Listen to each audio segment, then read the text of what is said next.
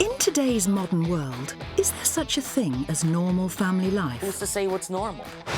Some families enjoy a dangerous life. Some crave a relaxing life. And some just like the wild life. In this series, we'll be visiting households across the globe to celebrate the wonderful, the inspirational, and the eccentric. Welcome to the world's most extraordinary families.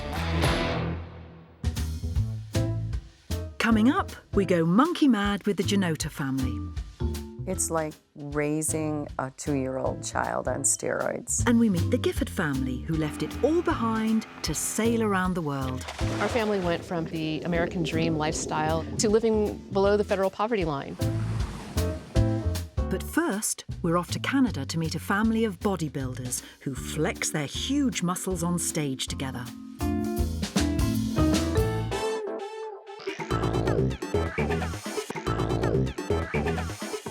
Meet the Annetts, a muscular family of bodybuilders who live and train together in Sarnia, Canada. They are one of the only families to compete on the world stage and have won hundreds of competitions between them. I think my family is unique in more ways than one. There's not many families that actively compete the way we do. The moment I walk on stage, I'm at home. I love it. You see families that are into fitness, but we've taken it almost to the next level. Like my mom's a pro now, and like my sisters, they both look, amazing on stage. You feel very proud of them, and my dad's 50 now, and he looks just amazing. Today, the family are taking a trip to their second home, the gym. And along for the ride is newest member of the family, grandson Hunter. I love coming to the gym with our kids. Yeah. We're gonna have a good time today. This is a hot spot. We come here and get down. We don't play here. We spend usually maybe 4 to 5 hours a day when I'm prepping. But on a regular day or off season, maybe a couple hours a day I'll spend at the gym. We'll do some upper body movements, be chest, maybe arms, a little bit of shoulders. We'll try and key on 1 or 2 different muscles today. This is easy. Belt concerts. Are you ready to work Yeah, out? that's right too. It's the Hall of Fame for the fitness athletes, different sports. That's my picture. I was probably about 35 there. And of course, we got the family picture here as well.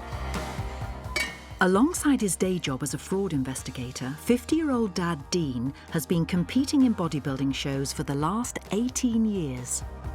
Always grew up looking at like bodybuilding magazines when I was a kid. And I said, you know what, one day maybe I can do that. And then once our kids got to a certain age, they were more independent. That's when I got involved. I was probably 32 years old when I started, so I started late. My category is the lightweight division. I'm not a real big guy, but when I get on stage, I look big and I'm very conditioned. And that's where I really win and I beat the big guys. Even at my age, I beat the young guys still. Once you stand on that stage and people are looking at you, you become a different person. You wouldn't be like that in your real life. But that is the bug. There to witness Dean catch the bodybuilding bug was wife-to-be Bridgett. Just seeing him on stage like that, I was like, oh wow, he's like Superman. I was his little fan. I was oohing and ahhing around, and I was like, I want to do it next. As well as being a safety technician and emergency first responder at a gas refinery, 47-year-old mum Bridgett began a grueling routine in preparation to compete on the world stage. I'll get up at 3 o'clock in the morning, go to the gym, I'll do an hour cardio, I'll do my hour morning workout, I'll go to work 12 hours, I'll come home, I'll go back to the gym, I'll do an hour workout, and then I'll do another hour cardio. So I was getting like 3-4 hours of sleep. And for the couple's 4 children, growing up with bodybuilding parents was a unique experience. You stand up in class and they'd be like, tell us something cool about yourself. And I'd be like, so my parents are bodybuilders. What do your parents do? Growing up with bodybuilders as parents was intimidating for my friends. Like, boys did not come over. It was definitely different. Like, I remember all my friends coming over and they're like, oh my God, your parents are so jacked. Like how do they do it? I feel really blessed to have my family And I think to have a family that's all into bodybuilding is unique and awesome. I have one son that does not like bodybuilding. He has a 2nd degree black belt. He's an amazing man. Growing up with a bodybuilder family, it's fun in its own way though. When I was little, my dad would just work out while my mom taking care of her. He's tried it. He's just not into it. He's his own man. It wasn't long before 29-year-old Barsha and 25-year-old son Tyler followed in their parents' footsteps. That was a good set. Yeah. At the age of 18, Barsha competed in her first bodybuilding show. Ended up placing 5th. I was absolutely mortified, like crushed, because in your head when you go into a show, like watching my parents compete, they always get number 1. My sister did her first show and I saw her do it and I was like, wow, like this is amazing. Like this is totally for me. And cheerleading coach, 27-year-old daughter Dina, was the last family member to join the team. I loved how their bodies were changing and like the dedication they had. So that's how I kind of got into it. And they're like, we need a bikini girl. So I was like, well, okay. Training as a family can get competitive, especially as mum Bridgett and daughter Barsha compete against one another in the women's physique category. We are very competitive. My daughter and I do not play. We go hard in the gym and we go hard on stage. When I'm on the stage, I'm not her mother. She comes at me like a stranger and I come at her the same way. I love my mom, please don't get me wrong, but I like to win. Training with her is great, it's great motivation. I love doing it, but when I know I can do something a little bit better than her, I mean, I feel great.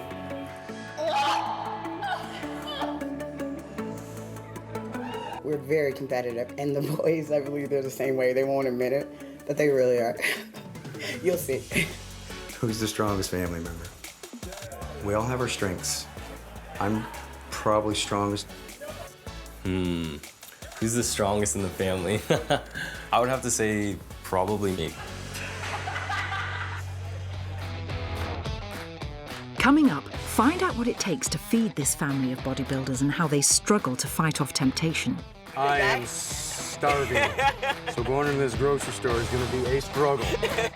But now we meet Mum and Dad, Pinky and Roly Janota, and their 5 monkey children.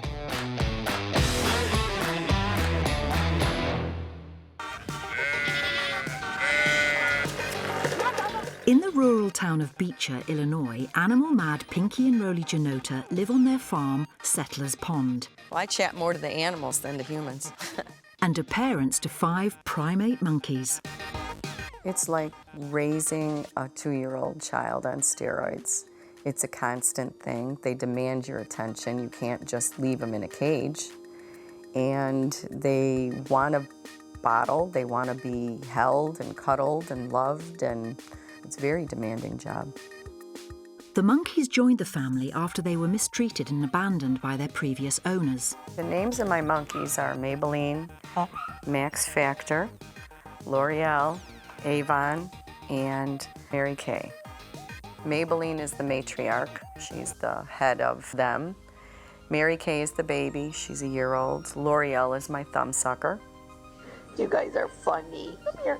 Come here. Avon is a bonnet monkey. Max was the sickest one that came in. He's 3 years old. Max is laid back. He's a sweetheart. Yeah, buddy. How you doing? He just is probably one of our calmer primates. And just like human babies, the monkeys can make quite a mess. When they were little, they weren't too bad, but when they get bait, like they'll jump over you or run around you, or you try to get them and they're gone. They're fast. They're a lot of fun though. Pretty cool, huh, Max? I make them breakfast, they get a bath, and then they play. And then we get cuddle time. You know, my husband will rock them as well. And then they do go to sleep, and they'll sleep all night through. They're very good. But now the monkeys have been forced to move out of the family home after Pinky developed cancer. I am spending less time with them now because I am ill, and I spend 18 hours on a machine that infuses nutrients and vitamins and minerals that my body's lacking. I miss them terribly. They miss me too. I can't bring them in as often as I would like to. So it's very hard to spend this kind of time with them. It's like having a bond that you have with your own children. It's a beautiful feeling to see them get excited when they see you walk in the room, and unconditional love, and no matter what happens, they're there to love you and you to love them. But the family haven't always had a home full of exotic animals. I used to own a restaurant, and I did catering. And my husband, he used to raise beef and dairy. It just wasn't very fulfilling. It wasn't what we wanted. You're awake. Oh my goodness. The couple sold their restaurant and dairy farm to start a new life at Settlers Pond, an animal sanctuary for abandoned and neglected creatures. Their family was about to get much bigger.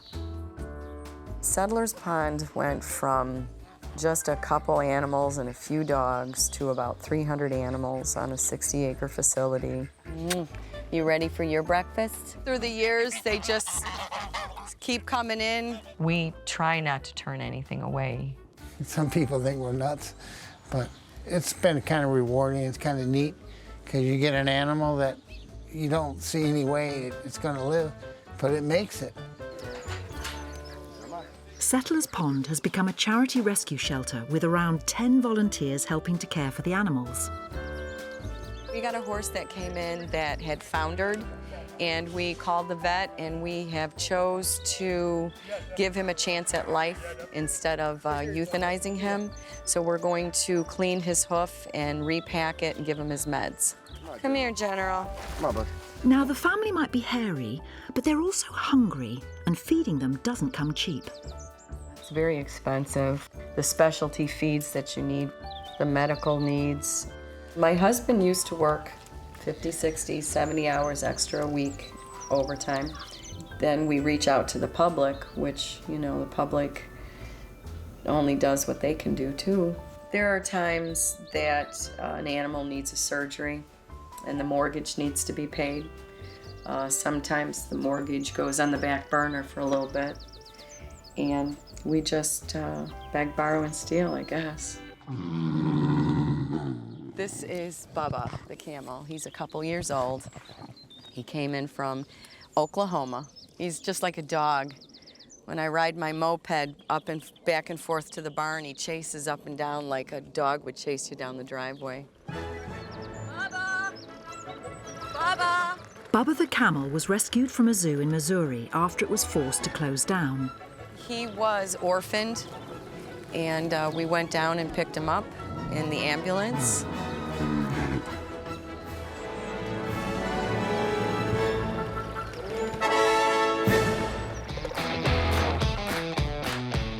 Next, the Janota family is about to get even larger. They must be quackers. That happens almost every day here. Now we are setting sail with the Giffords to experience family life on the ocean. Our family has literally sailed around the world in a circumnavigation.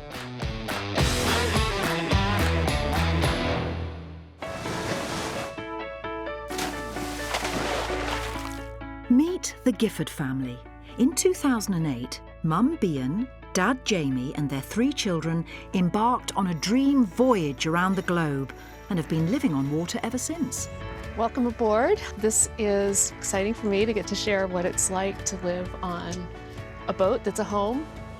When we started, our kids were 4, 6, and 9 years old. And at that time, none of them were swimmers, which made us probably the worst parents in the world, taking our kids to live on a boat when they couldn't swim. Choosing to live adventurously on a boat and explore the world with my family was the best decision I ever made. 10 years on, the family have visited 48 countries, travelling over 58,000 miles. We've been to Indonesia, Malaysia, South Africa, Lesotho, Grenada, Mexico, all over. I mean, too many to count, really. Our family has literally sailed around the world in a circumnavigation, and that took us actually 8 years from the time that we went out. And when I think about how many places that actually is, it's overwhelming. A lot of what we do are just things that we would never have been able to do if we stayed on land.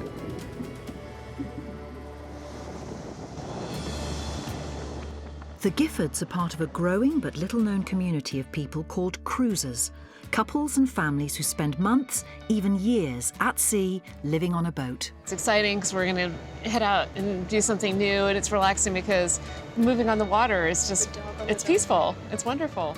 But before the family cast off, their lives were very different back on land.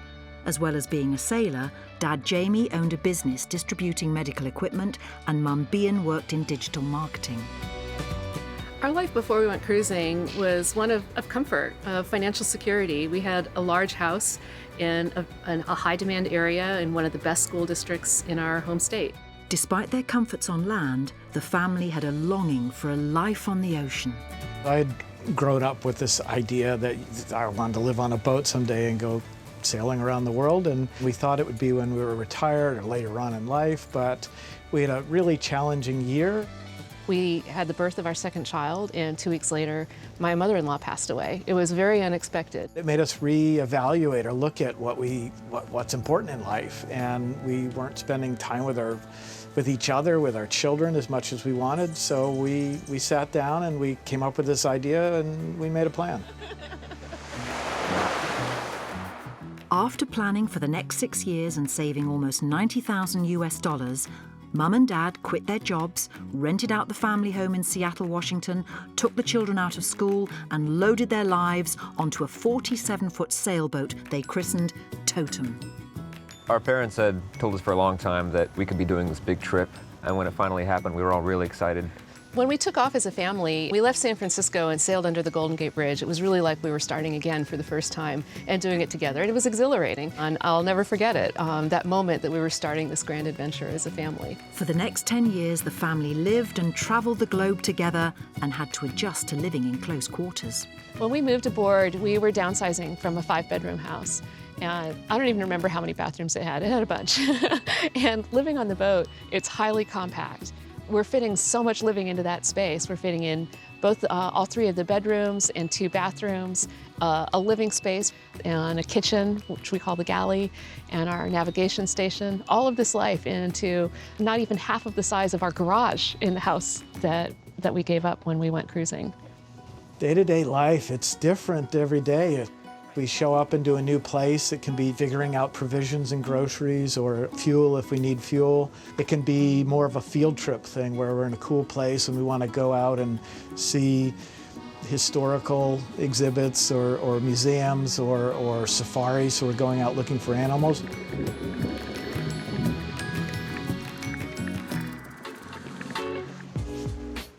After 10 years living on a boat, the family have returned home. They have been docked for the last 2 months and are having to get used to being back on dry land. Their home, the good ship Totem, needs some maintenance. This summer, we're taking time away from the boat to come back to the Pacific Northwest because it had to come out for a bit of work. So it's in a shipyard getting some necessary work done. We've now been back for a couple of months, and it's changed a lot. The U.S. is a very different place. We feel in many ways like we're visitors in our home country. The family's 3 children have spent the majority of their lives living at sea, so returning to land has been quite an adjustment. The places we've been able to go, and the people we've been able to meet, and the things we've been able to see, the animals, the culture, especially coming back to the U.S. and getting into land life, going through the motions, and not having any of that anymore, I really started to feel it like, wow, I had it good. Coming up, the family meet a new pair of cruisers and warn them of the potential dangers of the high seas. We were in Australia before we left, and every Aussie we spoke to was basically like, "You're gonna die." But now back in Canada with the Annett family, who are trying their best not to cheat on their diets. I am probably the worst one. I'm the closet eater of the family. I've heard of coming out the closet, but not for ice cream. Come on.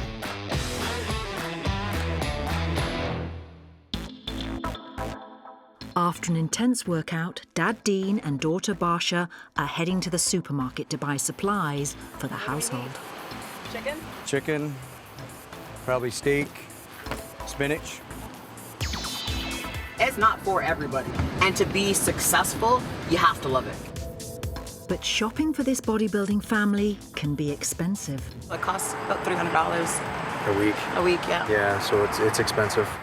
There's no extras in there, no sweets, no sugars, nothing like that. It's only what's on the diet, and that goes back to the house. I am starving. So going into this grocery store is gonna be a struggle. Survival is at its peak today, let me tell you.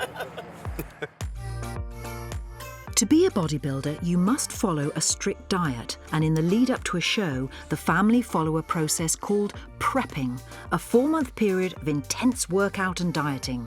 Once you switch from the off-season diet to the on-season diet to get ready for stage, it's 5 square meals a day, and you eat all meats in those meals. You have to decrease the carbs in order to lose some body weight and body fat. We got broccoli. Got some green beans. You can see we got skinless, boneless chicken breasts. Temptation is huge, especially when you're dieting. The Lucky Charms caught my eye. The chips. The chips. For me, I love chips. My husband, I have caught him outside, hiding by the freezer on his hands and knees, and it's like, what are you doing? Nothing. What are you doing? He's crouched down. What? Nothing. And he turns around, and there's brown stuff around his mouth. Well, what is that around your mouth, dear? I don't know. Well, that's not right. Chocolate ice cream. Okay, I couldn't help myself. It's like Mission Impossible. You go in with a goal, you go in, you get out, you slap hands because you did it successfully, and you keep it moving. I am probably the worst one. I'm the closet eater of the family. I've heard of coming out the closet, but not for ice cream. Come on. We're humans, so sometimes we do cheat on our diet. Not so much me, because I'm perfect, right? When you catch someone cheating, like on their diet, if they're getting ready for a show, it's a lot of guilt trip. It's oh, so is your competitor doing that? I hope second tastes good. Things like that. So, you know, you don't want to mess up because you don't want to hear that. All right, Big Mo. All right, good job, Dad. I'm not old. I'm not that old. We all hold each other accountable, trust me. My son, Tyler, he is the worst one. If he sees somebody eating something they shouldn't, he'll say, you aren't supposed to be eating that. That's not in your diet. And he will hold you accountable. I'm making sure everything's running smoothly. Oh my God, I miss it. Who wants fish? It's so hard to stick to it, and the last month was horrible. The scraps are bad. Don't touch them, they're mine. I have 2, don't touch mine. You don't have mine. I have 2. Leading up to a contest, bodybuilders must live on controlled portion sizes. The men of the family eat around 2,000 calories and the women around 1,500 calories per day. People think bodybuilders are stupid. No. They're very intelligent. You have to know how to manipulate your body to do what it does. Anybody that can stand on that stage, they have to have discipline. If the family stay disciplined and stick to their diets all week, they reward themselves with a junk-infused cheat meal. Those are good days. It's a free-for-all, I'm telling you right now. Burgers, fries, chips. I love sugar. Chocolate cake. Burger and fries, and then I have some ice cream. Mac and cheese balls wrapped in bacon and deep frying it twice. I'll eat that double. We'll go to sushi, we'll go to get a burger. And when you finish, you feel sick. Well, you're not supposed to go crazy, but we're crazy people. So.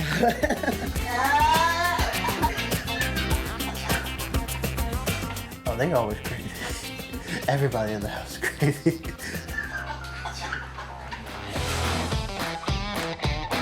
Coming up, Mum Bridgett hits the stage and Dad Dean shows off his tanning skills. This is the best part of it. But now, Pinky and Roly Janota show us some of the more exotic members of their family. We got a call. They wanted to rescue 2 tigers.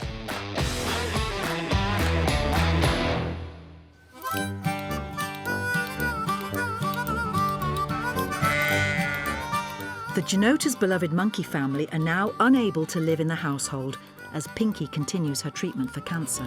You want your cookie? I miss him terribly, because each one of these is like my heart and my soul. They might be her favourites, but the monkeys aren't the only creatures to steal Pinky's heart. The couple care for over 300 other rescued animals, and today they welcome another addition to the family. Hi there. Yeah.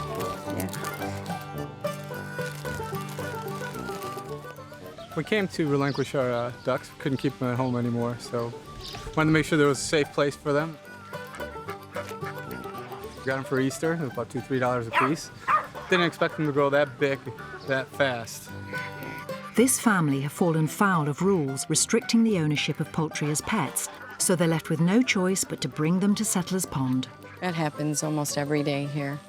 They get a pet and they can't take care of it anymore, or it grows, or it's something that they can't have. They choose to bring it to a non-kill shelter, and this is what we do. I like it here. It's, I think they're gonna be much happier. They have more room to roam with other animals here. It seems like a very friendly place. So, absolutely. I've never seen anything like this before around here. It's different. I feel pretty comfortable with leaving him here. This seems like a nice place. I'll send you guys some video, okay? Absolutely. All right, thank you guys. Have a safe trip.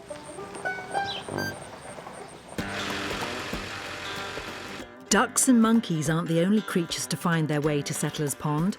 The family answer distress calls to rescue all types of animals in their very own ambulances. We've probably had about 40, 50 calls. You know, mostly dogs and cats and fallow deer and a camel. Our area is very large. It's from Minnesota to New York to Florida to Oklahoma. And we travel that with 2 ambulances. And we get calls from people or businesses or organizations that need help. The team travel far and wide, and it can sometimes put them in dangerous situations. We got a call. They wanted to rescue 2 tigers. I guess they might have been somebody's pets, and then they started getting too rough to handle. So the crew went out, and they didn't know really what to do because it was kind of scary. It was new for everybody. And they actually were able to get them in there pretty good with nobody getting hurt. Got them rescued. You get in a situation where you just kind of got to figure out what's the best way where nobody gets hurt. Keep it safe. Settlers Pond is one of only 5 rescue centres in the country licensed to care for domestic livestock and exotic animals, so the family's farm has become a home to creatures great and small. These are my African-crested porcupines. They came in from a zoo in Branson, Missouri. So we picked them up in the ambulance, and she was pregnant. And they don't shoot their quills at you. They stomp their feet, they growl, and if you haven't moved by that time, I don't know what to tell you. In some states in the US, you are not required to hold a license to have an exotic animal as a pet. So you never know what could be in your neighbour's backyard. People go online and they can buy any kind of animal they want. And then after the person that's purchased the animal realizes that they can't care for it or it's not what they expected, then what do you do with it? And then it comes into our facility. I don't care if somebody wants a pet. They want to be noticed. Go paint your hair blue. Coming up, the family have a monkey birthday party and the whole town is invited. It's your birthday, right? But now back on board with the Gifford family. And what would you do if you were in the middle of the ocean and your boat caught on fire? We needed to find the source of the fire. It's somewhere on Totem.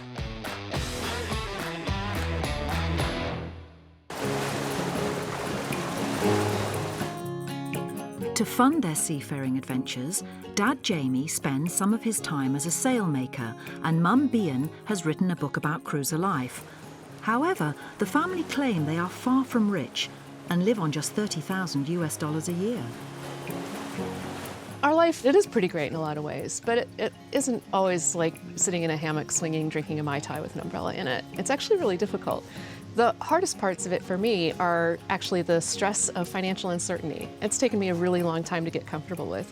Our family went from having 2 really high incomes and sort of the American dream lifestyle in a very upscale part of the country to living below the federal poverty line. And becoming comfortable with that is an ongoing process.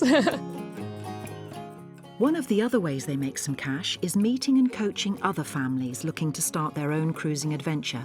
Today, they are meeting Janae and John. Ahoy! Come on board. Great to see you guys.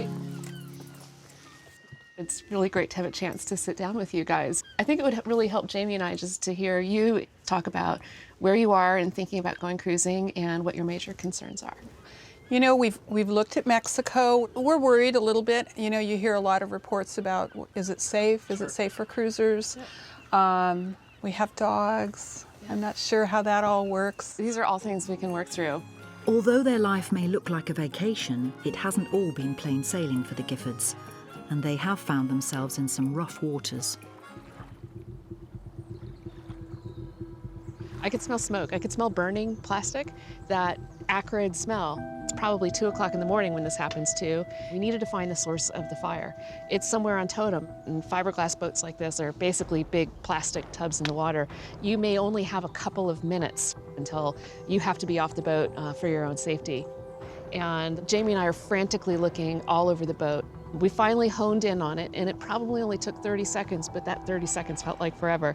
It was that water coming into the boat because of the really rough seas that we were having. A little had gotten into the charge controller for our solar panel, and it had caused a short. So Niall is up, and he's preparing for the possibility of abandoning ship. Fortunately, the fuse did what the fuse is supposed to do. Power was cut off to the charge controller, and there was no further risk of fire. This is actually one of the scariest things that we've experienced in a decade on the boat.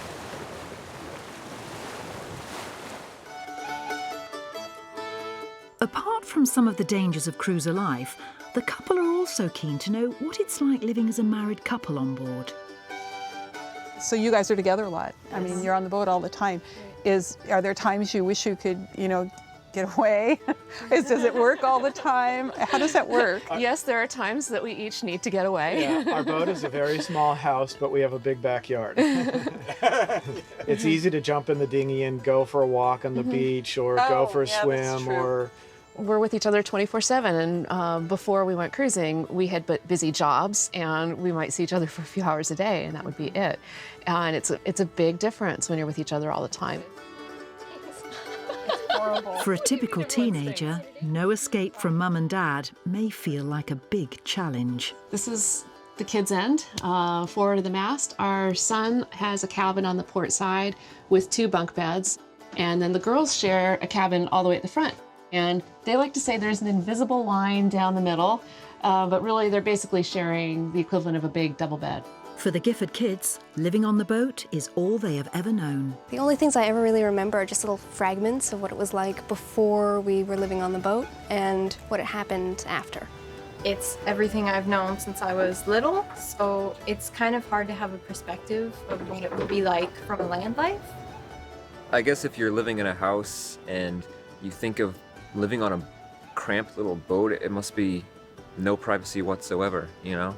But you get used to it, and it's really not nearly as bad as I think you'd imagine. We don't fight that much. Part of it is because we're in such close quarters that I get along very well with my siblings, usually. Most of the time.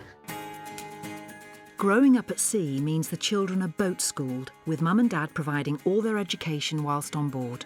Here in the main cabin is really where most living takes place. Around the table, we have our meals. Homework happens here, having shelves on the outboard side where we can keep all of the kids' books, their school books. But overwhelmingly, yeah, this is our living space. I've been homeschooled, and I went to a normal school when we were in Australia, so I think I have both perspectives, and I enjoy both. I think we have more experiences, for the ones my age at least. But not with others, like with normal school life. I think I'm a little different with that. I need to adjust. And I'm not as good at socializing as my siblings. When I look at the incredible wealth of opportunities that we've had as a family and that we have been able to give our children, it's been worth every compromise that we made along the way.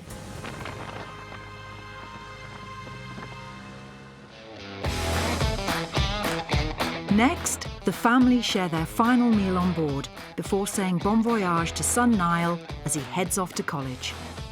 I'll turn my back and I'll be like...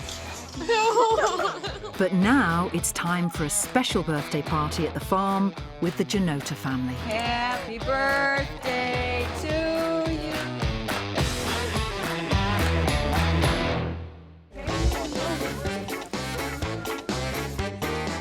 Back at Settlers Pond, today the Janota family are having a community open day at the farm to celebrate their monkeys' birthdays.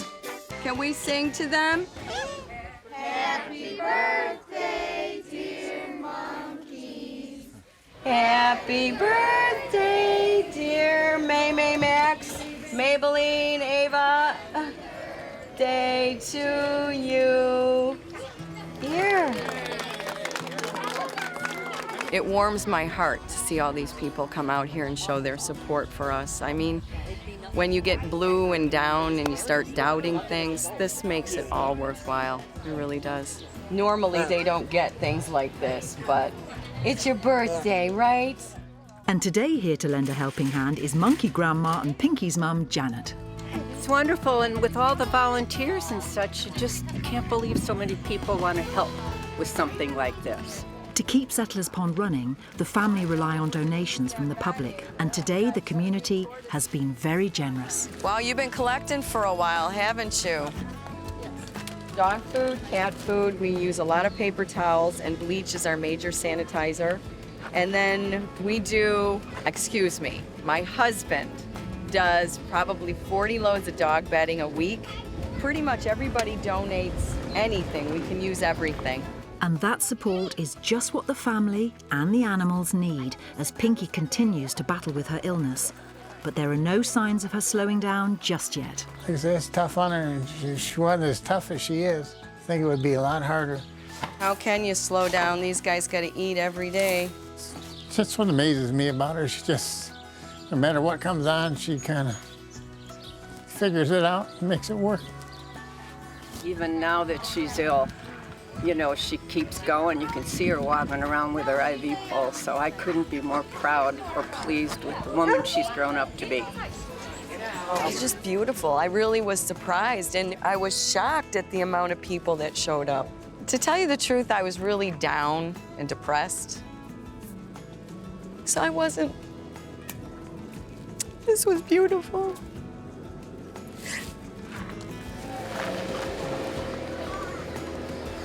It turned out wonderful, honey. You did a good job. Don't you start crying. Yeah, there's Mamie.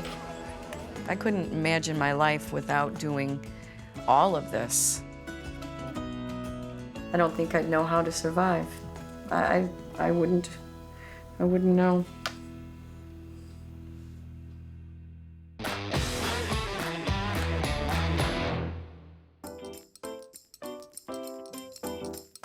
Back on board with the Gifford family, and they are preparing to say their final goodbyes to eldest son Niall, as tomorrow he is heading off to Lewis and Clark College in Portland. Tonight, they have decided to have one last family dinner on board together. What we eat just depends on where we are and what we can get and what's fresh. And, you know, today there was some good peppers and onion and some sausages, and there's dinner. In Thailand, we learned to cook lab, and in South Africa, we learned to cook baboti. In the Maldives, it was mashuni. And so these are now part of our family's cooking culture, and it's fun to have those. South Africa has a lot of really good meats. Thailand has really good street food. I think we eat exceptionally well. It may not be fancy, but it's healthy and it's interesting and it's good. And with the Good Ship Totem losing its first crew member in over a decade, the family are getting ready to say goodbye to Niall as he begins his new life on dry land. Niall, how's it going to feel when you're at school and we're off in the tropics? I'll turn my back and I'll be like, yes. No, you won't. I won't. There'll be a feeling of loss in a way, but I also feel like it's another adventure, it's another journey for him, and I'm super excited for him. I know it's not going to be easy for him, but he's a strong kid and he's a smart kid. I just hope it's not too difficult to find his way. When we put the boat back in the water and we sail away and you're not there, I need tissues. That's going to be hard. We're going to miss you. Yeah. Come here. I'm glad to be moving on to the next stage of life, you know, college and new things to learn, but I am going to miss the boat. I'm going to miss traveling a lot. And with Niall flying the nest, living on land is not on the horizon for the rest of the family just yet. For our family, it's getting Totem back into shape and make her ready to go again, and we'll do that in Mexico, which is a terrific cruising area, and then hoping to get back out into the Pacific. There's so many parts of the world that we can't wait to see that we haven't yet. This way of life has changed me profoundly. It's enabled me to find happiness I can't imagine having found otherwise. It's brought me closer to my family.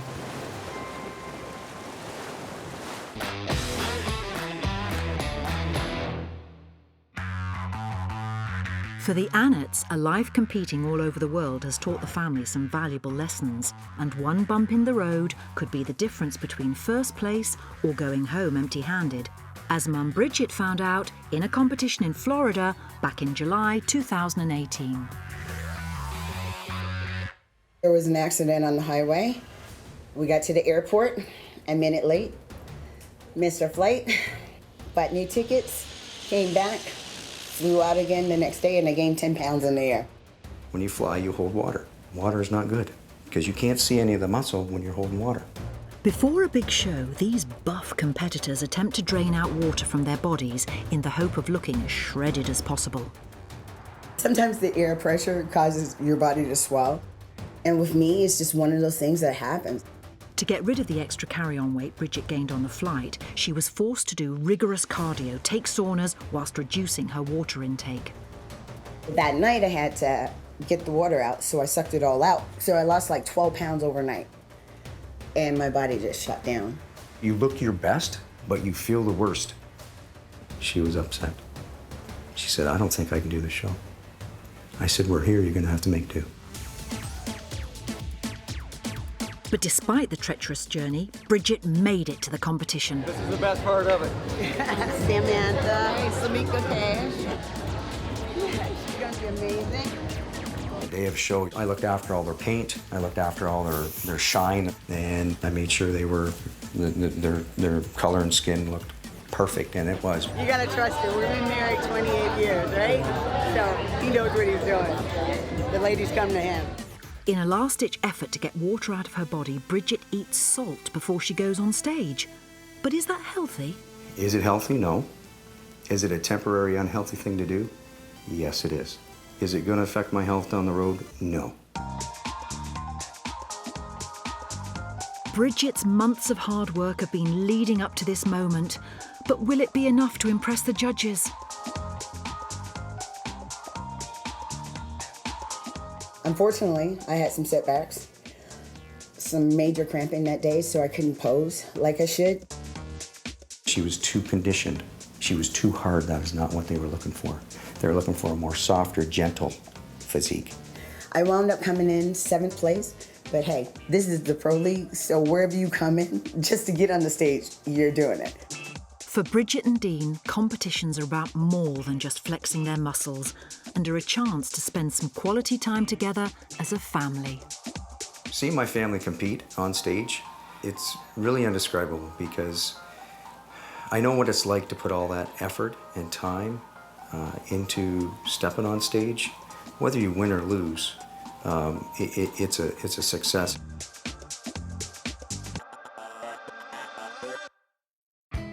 My biggest achievement at this point is having my family compete with me. When you stand on stage with your whole family, there is nothing in the world that feels like that. And they're carrying on your legacy, the same love you have for the sport. And with their first grandchild, Hunter, already initiated into the squad, could we see 3 generations of bodybuilders together on one stage? When I have kids, are they going to be bodybuilders? Yes, because their genetics really good.